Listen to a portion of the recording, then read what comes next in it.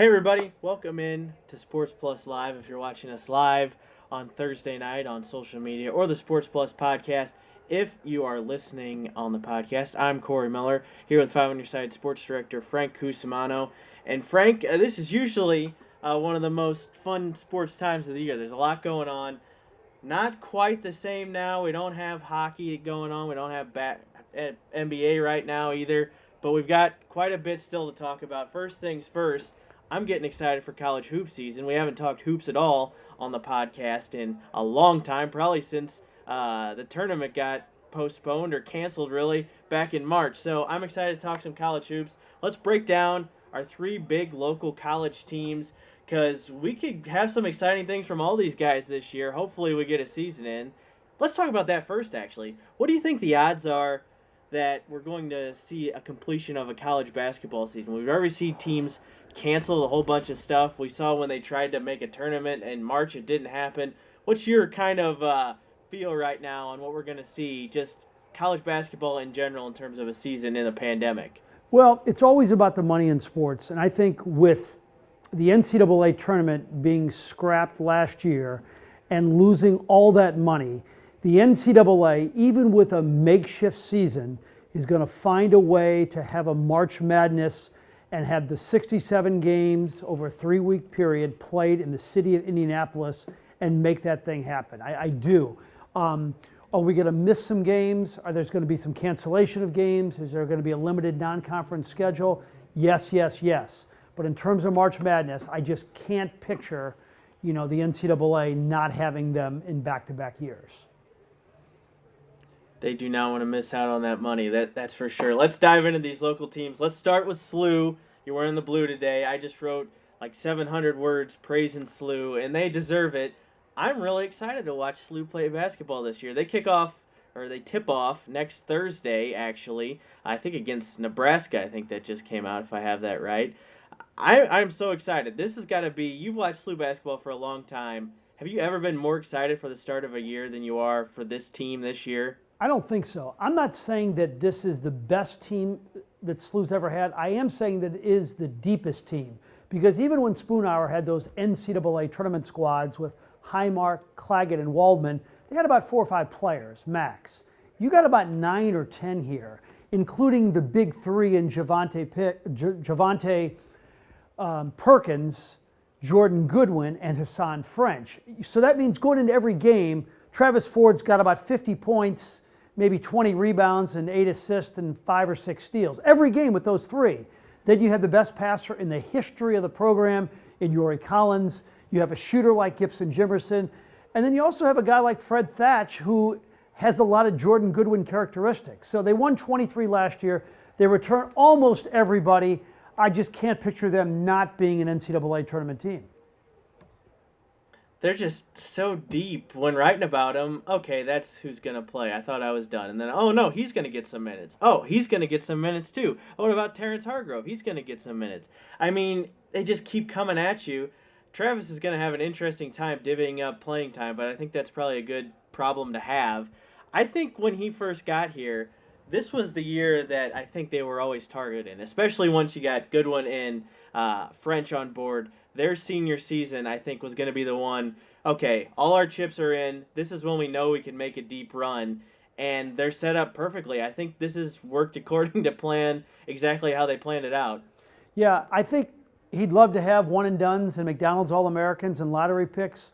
But there's something to be said for having 2 guys who are going to finish their career with 1,000 points and 1,000 rebounds and do it over 4 years in French and Goodwin.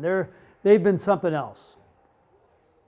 What's your quick scouting report on the guy from the freshman from Sweden, the tall guy who can shoot? Is he going to get some minutes too? Yeah, he's a stretch 4, and I think he's going to be in the rotation like a top 7 player, top 8 player. I do think if it's going to be Gibson Jimerson or Fred Thatch as the 5th starter, one of those guys is 6th, and then Hargrove is 7, and then that guy probably slots in at 8. Definitely be fun to watch. Let's talk Mizzou now. Konzo Martin. Hey, the Tigers have maybe the most experienced team in all of college basketball. They got a lot of seniors. They got a lot of people that have been there for a while that should know what it takes. this is a huge year for Jeremiah Tillman if he wants to play in the NBA. And we've seen flashes of what he can be, but the fouls have always been a problem. I'm excited to watch Mizzou, but I go into it knowing it's Mizzou, so there's a good chance things don't work out. But they've got an exciting team too. Yeah, they do, and it's the heavy accent is on skill level and guard play. I mean, they could trot Jeremiah Tillman out there with 4 guards, and all those guards can play, and all those guards are grown men. They're 21, 22, 23 years old. There's something to be said for that, Corey. I know, once again, you'd like to have 4- and 5-star guys and just elite McDonald's All-Americans. But if you get a bunch of guys in the program for 3 years, and Konzo's a solid coach with his system and the way they defend, I think you have a chance to be a middle-of-the-road SEC team, and that usually means you got a shot at the NCAA tournament, a shot. How big of a year is this for Konzo? I don't know if he's quite on the chopping block or not, but it feels like he does need to perform pretty well this year.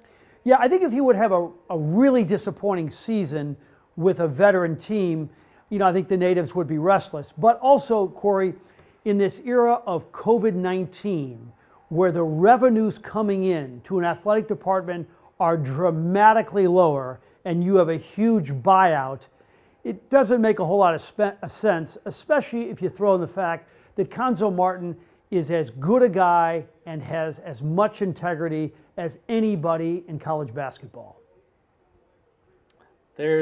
I don't know if there's a coach in sports I like listening to more than Konzo, because he's going to give it to you straight.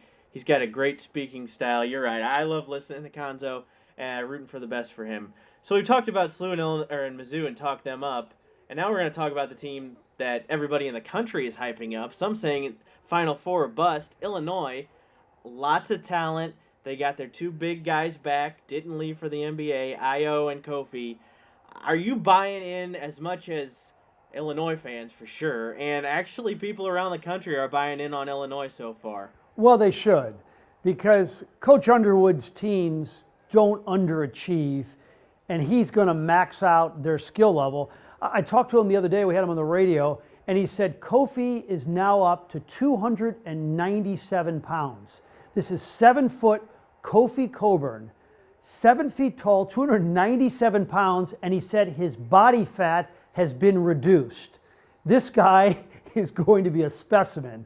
And then Ayo Dosunmu is, one of the great guards in college basketball. He is a legitimate, first-team All-American candidate. Plus, they bring in a shooter who Coach Underwood said is maybe the best shooter they've ever brought in to the program. So you got everybody returning. You have an unbelievable recruiting class. Why can't they be a Sweet 16 team? Gonna have a lot of fun basketball to watch around the area, that's for sure. But no matter what, remember this: Mizzou won the great coin flip of 2020 against Illinois. No matter what else happens, that happened first. So I think they should raise a banner before the bragging rights game. So that game should be played, by the way. And you know what else should be played is Mizzou and SLU. And you can make this happen like that, because you know how they're writing these schedules right now? They're writing the schedules, Corey, with a pencil and an eraser. Oh, they can't play? Well, let's try this one. Like Northern Iowa just canceled on SLU, a few days ago. So SLU is looking for a game. Mizzou could work that out. I mean, you drive in 90 minutes. Nobody wants to get on an airplane. Make the thing happen. The SLU and Mizzou should play this year more than any year. And if they want to play it in my backyard, Monique and I can referee. It makes too much sense. And I do get the feeling, I'll say this, and I think you feel the same way. It's mostly been on Mizzou's end for them not playing, because Mizzou feels like they have nothing to gain. At least that's been the thought, because they're supposed to beat them. And then if they don't beat them, they look bad. That's not the case. SLU has a much better team than Mizzou, and everybody knows that. But this should definitely happen. Throw any of that past thinking out of the way. This should happen this year of all years. I agree with you. We'll see what happens. And I will say this. I kind of joked around with Mike Bush on television about it. But a Missouri athletic department official told me today, you never know what could happen. And SLU is always open to the idea. So we'll see what happens. Let's move on. Let's do some baseball. It is I guess you can call it hot stove season, although the stove is not very hot anywhere around baseball. You sat down with Cardinals manager Mike Shildt just the other day, talking about quite a few things, especially Yadi and Wainwright. Of course, he wants them back, but even he seemed to say, hey, I know it's a business. If they think they got to move on, I'll be the first to call them and congratulate them. What kind of insight did you glean from Shildt there when it comes to the biggest questions for the Cardinals this offseason? Well, I think he's well aware of the Cardinal budget restraints as we speak. I mean, this is an organization that relies on a lot of their revenue from in-game attendance. And if you read most reports, they probably lost $150 million by not having fans at Busch Stadium last year. I think, he's preparing for the worst. He's hoping for the best. The whole Wainwright situation with the Braves is very intriguing. They could desperately need a guy like that. You finish your career where you started. He lives there half the time. I don't think anybody would blame Adam Wainwright, if the Braves give him a better offer. The Yachty thing, it all comes down to this. Well, is there a team out there, the Angels or the Yankees, that will offer Yadi or Molina 2 years? Because the Cardinals won't do that. They'll go a year with an option. Yeah, I don't blame either Yadi or Wainwright if they find a better situation where they can win another championship, get paid, and go somewhere they want to go. Go for it, because they don't owe the Cardinals anything. I would love to see them stick it out here. Obviously, everybody would, but the way things are shaping up, especially financially, it doesn't look like that might not happen. Okay, let's. We haven't done this in a while. Let's do a random Cardinals card here. I got my file here. Who do we got? Oh, flip it right there. This is the same page Okay, here we go. Kent Bottenfield. Wow. Who actually is a pretty important guy in Cardinals history if you go back and trace the trades that happened after the Cardinals traded him. Yeah, there's a couple of things that jump out. First of all, the Edmonds trade. And Corey, he's the classic example of, like, if you're in the stock market and you buy a stock that's a 3 and it goes to a 30, then you sell it. And that's what they did. He was a guy that won 7 or 8 games, and then all of a sudden he wins 18, he goes to the All-Star game, and they sell him, and they got Edmonds in return. And he's also a guy that you have to really appreciate, Dave Duncan, because he did nothing before he was with Dave Duncan and nothing after when he wasn't with Dave Duncan. And then that year when he was with them, he was unbelievable. Dave Duncan, the guy should be in the freaking Hall of Fame. Everybody he touched turned to gold. If you want to go even more down the rabbit hole, the Cardinals don't trade Bottenfield for Edmonds. They don't trade Edmonds eventually for Freese. Hold on. They don't trade Edmonds eventually for David Freese. That doesn't happen. If you really want to go that far down in the hole. You taking a phone call? Oh, hold on. There you are.